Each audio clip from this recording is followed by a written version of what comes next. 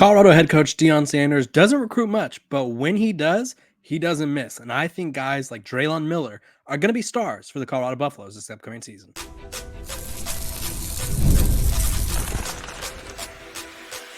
You are Locked On Buffs, your daily podcast on the Colorado Buffaloes, part of the Locked On Podcast Network, your team every day. Welcome to Locked On Buffs. I am your host, Kevin Borber. Today's episode of the Locked On Buffs podcast is brought to you by the Locked On Podcast Network. It's your team every day for free and available wherever you get your podcast. So thank you guys for tuning in, making me your first listen of the day. And who doesn't love free things? So make sure to share this with the friends so that way we can all gather together and talk about the Colorado Buffaloes. Let's talk about freshman players who will shine for Colorado. I already mentioned one of them, Draylon Miller, the four-star wide receiver who I think is going to I honestly think he's going to be a star for Colorado eventually, but I wanted to break down the three freshmen who I think will have the biggest impact. Now, you're probably like, if you're listening to the narrative that's out there, you're probably like, Coach Prime doesn't recruit at all. He doesn't bring in high school guys. Well, he has a total of 10 commits, or 11 commits, excuse me.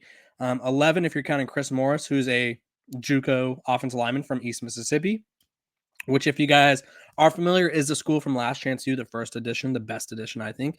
But either way, I wanted to go through and identify the three guys who I think will either start or be key contributors for this Colorado team. Now, I wanted to give an honorable mention shout out to Cameron McKell, the four-star, 6'1", 181-pound athlete, I guess we could call him, wide receiver, running back, defensive back, whatever he ends up doing. I think he's going to end up on offense. He's a four-star. He was the number 87 player in the country. I want to give a special shout out to him. I want to see what position they keep him at, even when the season starts. So like right now during off season, is he going to be playing where he's practicing at right now? That's what I'm going to be looking out for. But let's start off with Draylon Miller. Now, a lot of you guys are probably like, how is he going to have a huge impact? They have a loaded wide receiver room. And you are correct. Colorado arguably has one of the best wide receiver rooms in all of college football, except when you have someone who has great physical tools, he has amazing instincts, which you could kind of see in his recruiting videos. And also he's kind of got that open field speed that makes him impossible to bring down. He's kind of a after the catch weapon.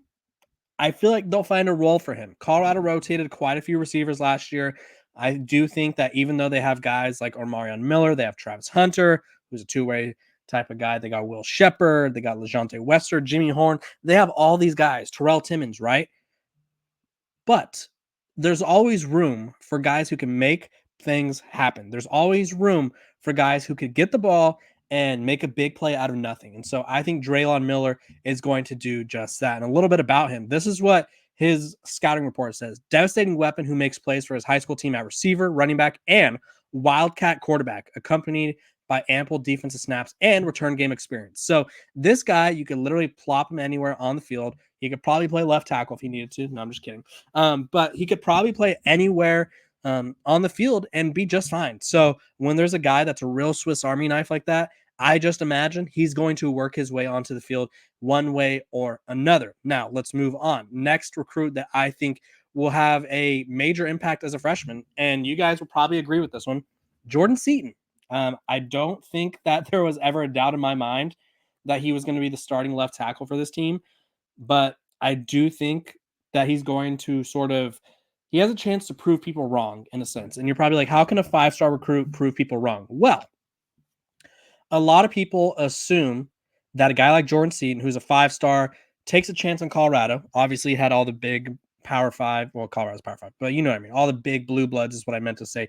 All the big blue blood programs coming after him, and he chooses to play for Coach Prime in Colorado, who are coming off a 4-8 season, have the worst offensive line in the country, and it's like, okay, he's going to start right away. That line was terrible. Now, there's probably some truth to that, but he has a chance to be like, I'm starting and playing because I deserve to. And I think at 6'5", and I think he's going to gain some size because as a high school senior, he was listed at 287. I think he needs to put on some muscle, which he probably has already during the spring period and summer workouts. I think he has a chance to sort of show, hey, just because I have this high ranking doesn't mean Coach Prime's going to give me anything. And we know that's the truth. Like Coach Prime did not play Cormani McClain until he felt it was necessary because Cormani McClain was not living up to his end of the bargain. Now, I don't think Jordan Seaton's going to have that issue, but I do think that Jordan Seaton is going to want to prove himself to be one of the better left tackles in college football. And I do think that he's going to have the big task of protecting Shador's blind side, which protecting Shador Sanders is priority number one for this staff. They obviously brought in, I think, around 10 new linemen to make sure that, hey, we have depth, we have good rotations, we have everything that we need to make sure that Shador Sanders is standing up when the play is all said and done and not on the ground with 5 defenders getting off of him, because obviously that's how it felt last year. But I think Jordan Seaton, he's the 5-star guy. He's the face of this class. I think he's going to start right away, whether it's at left. I do think he'll get the start at left tackle, but I do think Colorado kind of could move him to right tackle if need be, but we'll see how that works out. I do think he's going to be the guy where it's like, okay, I saw why Coach Prime wanted him so badly. I think there's sort of a, I don't want to, I think there's sort of a understanding that Coach Prime needed offensive linemen, but that doesn't mean the best freshman offensive lineman in the country is going to play right away. I feel like offensive line is a tough position to sort of start right away and also be consistent right away. And I think Jordan Seaton can prove that he could do just that. And then the third and final guy that I'm going to talk about is Michael Welch, running back, 3-star. He's the lowest rated one of this group that I mentioned, ranked as a 64th running back in the country, 105th player in the state of Georgia alone. So obviously he's a little bit overlooked. Nationally, he was ranked as a 777th player. That's a pretty lucky number. In the country, he had offers from Florida, Cincinnati, Florida Atlantic, Georgia State were all after him. He had schools like Ole Miss, Oregon, Tennessee. He had big offers, right? But he didn't get that offer from Georgia. He didn't get that offer from Florida State. Like some of the top tier programs kind of overlooked him. And so he picks Colorado, and he goes into a running back room that has Dylan Edwards, has Alton McCaskill, has all these guys, Savion Wilkerson, who played a little bit, I guess not Alton McCaskill, but some of these guys played a lot for Colorado last year. Like Dylan Edwards was a star for them. And he goes in there, and during spring ball, which I kid you not is like a month, he goes in there and starts moving up the depth chart. He starts moving up towards that top spot. And Coach Prime is like, okay, this guy's the guy. And then we see sort of clips of him running the ball. And it's like, okay, this guy, he's good. And now that they have more experience around him, I think it'll be a better situation for him to learn and sort of just be someone that they sprinkle in there. But I do think Michael Welch is going to have a lot to do with the run game this upcoming season. I think even though I do believe with my heart of hearts that Coach Prime needs to recruit high school recruits more, and I know everyone's like, oh, it's a new wave. It's not the new wave. You know, if you want to win a championship, there hasn't been a single team that has built their roster through the portal that's won a championship like Coach Prime is trying to do. Now, I'm not saying he can't do it, but I am saying that for the past 20 champions, which obviously the transfer portal was a lot different, or transfer portal was non-existent probably 7 years ago now, 5 years ago. I don't even know I don't know off the top of my head when it first came into action. But realistically, we've seen the transfer portal a little bit, and we haven't seen a team go all in like Coach Prime is doing, which is fine. But I do think that he needs to hit the recruiting trail a little bit harder, which I feel like they're kind of doing this class, which shows a little bit of buy-in from him and his staff. But I like what he brought in this 2024 class, and I do think that they're going to have some immediate impacts on the team this upcoming season as Colorado looks to contend in the Big 12 and kind of looks to make a bowl game and show people, hey, we're not just a flash in the pan success story from last year. We're here to stay. When we come back, we're going to be talking about the latest, on 5-star quarterback Julian Lewis. This episode of Locked On Buffs is brought to you by our sponsors over at FanDuel. It's winner take all time in the NBA and NHL, and FanDuel's giving you a shot to bring home a big win of your own. Right now, new customers get $150 in bonus bets with any winning $5 bet. That's $150 to bet on spreads, money lines, player props, and more. Visit FanDuel.com/lockedon and make every playoff shot count. I told you guys to check out Kyrie Irving because he was 14-0 in winner take all games or elimination games. And he ended up losing. Him and the Mavs lost to the Minnesota Timberwolves. Now he's 14-1, but I think it's going to end up being 15-1. So go check out that action there. FanDuel is America's number one sportsbook. Welcome back to Locked On Buffs. I appreciate you guys for tuning in every single day, making me your first listen of the day. We're free and available wherever you get your podcast. And let me tell you, I am grateful for all you guys that support, subscribe, share it with friends, give me 5 stars, whatever on wherever you listen or watch.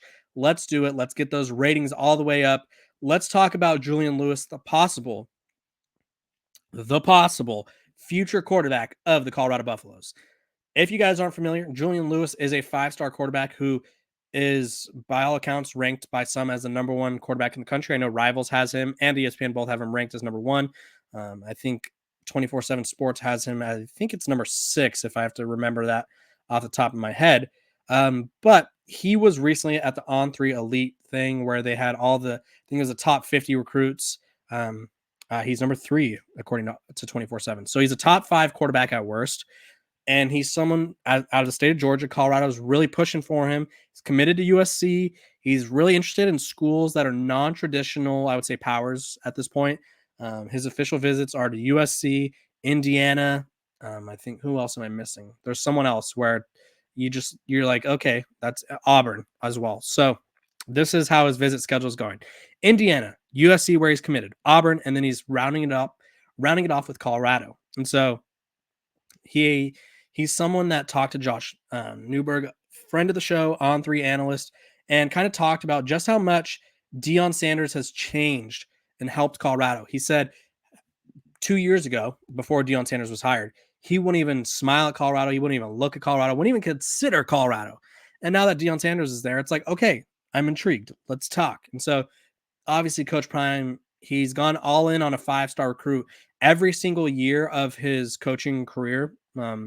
Obviously, he had Travis Hunter. He followed that up with Cormani McClain. Followed that up with Jordan Seaton. Who's going to be the 5-star this year? And what better statement to make than he could recruit and sort of compete with the big dogs than getting a quarterback? That's the most important position in sports. And if Coach Prime could get a 5-star quarterback who will likely have to come in right away and play, that's a really big deal. And so also On3's national recruiting analyst, Philip Dukes, also told Scott Proctor, fellow friend of the show, I think Colorado has a real shot of landing Julian Lewis. I wouldn't be as bold as to put in a prediction, but I would say that it would not surprise me by any means if he ended up at Colorado. And so why does Colorado need Julian Lewis? Why are Colorado fans getting that hashtag Juju to Boulder or Juju to Colorado, whatever the hashtag is? Why are they getting that going? Because he's one of the more talented quarterbacks in the country. Shador Sanders is going to the NFL after this year, and Colorado doesn't have a clear plan for quarterback. They have Ryan Staub, who I think is the best backup quarterback on the roster, but they also have guys like Walter Taylor and Keaton Wade, or Destin Wade, excuse me, one of the twins. Let me confirm. I always mix them up, and before you guys get on me, I went to school with a set of twins for my whole life. Couldn't tell them apart for the life of me. Destin Wade is who I was referring to. They have Wade, they have Taylor, and they have Ryan Staub. Are any of those guys the future of this program? I don't think so. I really don't. I think they're all serviceable backups. I think they're all guys with potential, but I do think that if Colorado could get someone like Julian Lewis or a top-tier transfer next year, I think that's the move they should go. And so Julian Lewis is sort of feeding into this Colorado narrative, and he's hyping Colorado up. He says that they're coming. He likes what they're doing. There's this notion that his father and Deion Sanders talk a lot about football together. And so I don't want to say I think Colorado's going to land him, but I do think Colorado has the best chance out of any of the other schools not named USC. USC is the front runner right now because obviously he's committed there, but Colorado has the best chance to make a statement. And if Coach Prime can make this statement, which I think will require winning some games, honestly, I think that this program will be set up to succeed for years to come, because if they could just keep landing top tier talent and they don't even have the NIL or infrastructure yet, they don't have sort of the facilities that other programs have, they're not in the SEC, that's a pretty darn big deal for Colorado. So you guys comment below on a scale of 1 to 10. How confident are you that Colorado will land Julian Lewis? I would put it at a modest 5 right now. I feel like I want to see, I need him to visit. I want to hear what he says about the visits, because obviously getting an official is a big deal, but I also need to see what Colorado does this season, because I feel like that will play a factor, because I feel like this recruitment will be one that goes all the way until the very end of the season for the Buffs. When we come back, I'm going to be talking about the latest drama surrounding Colorado, whether it's Shilo Sanders or the gambling in the locker room, and why, until further notice, It's not a big deal. It's just not.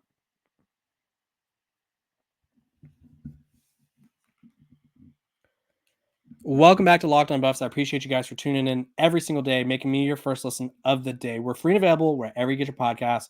Make sure to like, subscribe, follow, give me 5 stars on wherever you listen or watch these podcasts, and make sure to share this with a friend so we can get that subscriber count up. We're trying to get to 6,000 before the start of the season. We're at 5,250 right now, I believe is the number. Greatly appreciate it. Let's keep this show growing. Okay, let's talk about the drama around Colorado. For one, I'm just going to tell you guys, until I learn more information about what's happening, I'm not going to cast any judgments. I'm not going to sort of give a definitive take. I'm just here to tell you guys what's happening, what people are talking about, and what could happen. So the biggest one, obviously, is the Shilo Sanders story. Shilo Sanders is allegedly or reportedly $11 million in debt. And now there are court proceedings that are questioning how much money he's made and where he's keeping that money. Because obviously, when you file taxes, Uncle Sam always makes sure that he gets a piece of it. And so there's sort of this belief out there that Shilo may have not informed the government or the IRS of all that he actually made. And so that's part of the issue. And it says, according to a court filing by his attorney, it's primarily because Sanders, son of Colorado head coach Deion Sanders, didn't show up for a civil trial in Texas in March of 2022, but the case raises other questions about why he didn't have an attorney looking out for him back then and whether Sanders can use bankruptcy court to erase the debt as desired. According to USA Today, the bankruptcy law and civil procedures experts for their insight, records obtained by USA Today Sports show that the Dallas County Court in question had trouble finding where to send Shilo Sanders any notice of the trial that he missed, leading him to suffer a $12 million civil default judgment as a result, followed by filing bankruptcy last October. And it says there are parts of the story that makes no sense to me, University of Texas law professor. And why did he have to go to court? Well, in 2015, when he allegedly assaulted a security guard at his high school when he was 15 years old, the security guard, John Darjean, I believe is how you say it, allegedly suffered permanent injuries as a result, and then sued Shilo for damages in June 2016. The case dragged on in court for years.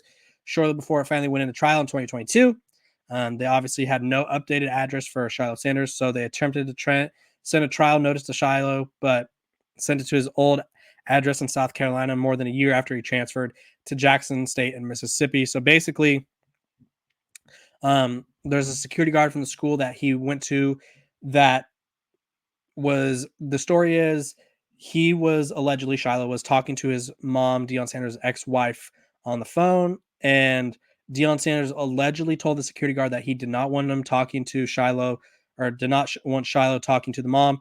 So he told him to take the phone away. The security guard tried to take the phone away, and Shilo Sanders allegedly roughed him up a bit, injured his neck, and has some other injuries. I don't know enough information to give you guys any sort of like take on this. There's really no need to have a take on this until the legal system settles it. I'm not going to comment on the matter. I do see people keep commenting on it and telling me to talk about it. I'm telling you what I know, which is what everyone else knows. I don't have any legal insight here. To give you guys reference on my legal expertise and background, I took one legal class during grad school, and it was a sports law class, and my teacher specialized in real estate law. So I have no expertise to offer you guys here. I just know that Shilo Sanders is currently in a bit of hot water. I imagine that Coach Prime has some lawyers helping him out. I imagine that Shilo is working to figure out a way to kind of resolve the situation, because obviously filing bankruptcy and owing $12 million, whatever the number is never great. Next thing, Colorado, a video surfaced of them gambling in the locker room. And the only thing I could say about this is how stupid can they be? Not for gambling, because I'm well aware that happens everywhere in every locker room across every level of sports. Like high school players gamble, college players gamble. As long as they're not gambling on games that they're involved in, shout out Iowa State, Hunter Deckers. Yeah, not great. But it happens everywhere, but that doesn't mean you should record it. And that's kind of like my biggest takeaway is if you're going to do things, just make sure you don't make the block hot. And why Colorado was gambling in the locker room, I don't know. Why they were gambling and recording it in the locker room, also don't know. So I think Coach Prime probably had some talks with those guys, but there's clearly some things going on in Boulder right now that need some addressing, and I will keep you guys updated on everything as more information comes out. I appreciate you guys for tuning in to Locked On Buffs, making me your first listen of the day. Make sure to like, subscribe, follow, give me 5 stars wherever you listen to your podcast or watch it. Appreciate you guys for tuning in. Hope you guys have a great Wednesday, and I will see you guys tomorrow.